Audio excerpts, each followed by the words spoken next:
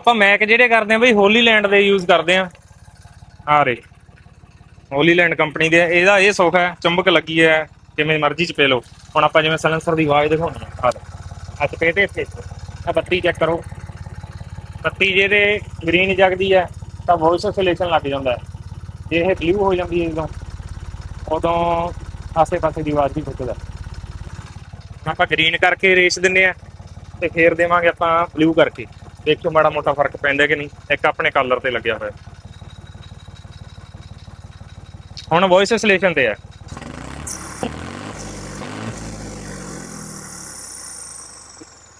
ਹੁਣ ਬਲੂ ਕਰਦੇ ਆਪਾਂ।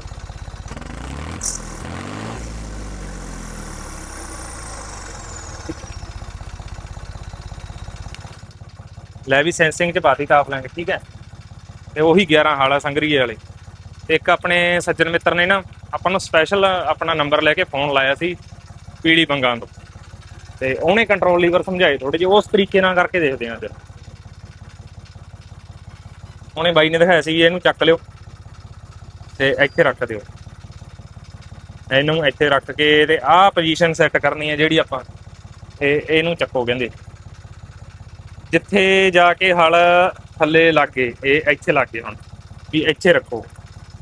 ਤੇ ਹੁਣ ਇਹਨੂੰ ਚੱਕੋ ਕਹਿੰਦੇ।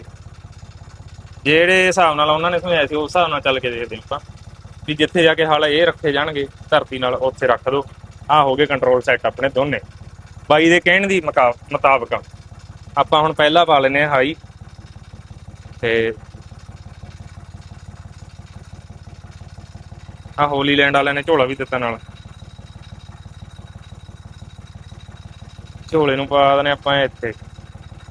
ਜੋ ਆਪਣਾ ਲੱਗਿਆ ਪਿਆ ਮੈਂ, ਕੋਈ ਚੱਕਰ ਹੀ ਨਹੀਂ, ਡਿੱਗਦਾ ਹੀ ਨਹੀਂ ਬਈ। ਚੁੰਬਕ ਬਹੁਤ ਤਗੜੀ ਉਹਦੀ 2x2 ਚ।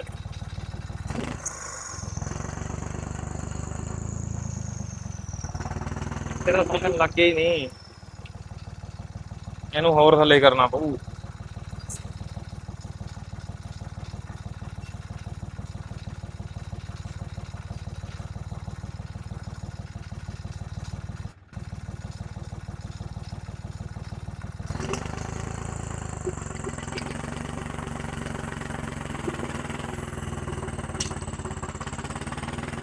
ਥੱਕਿਆ ਪੂਰਾ।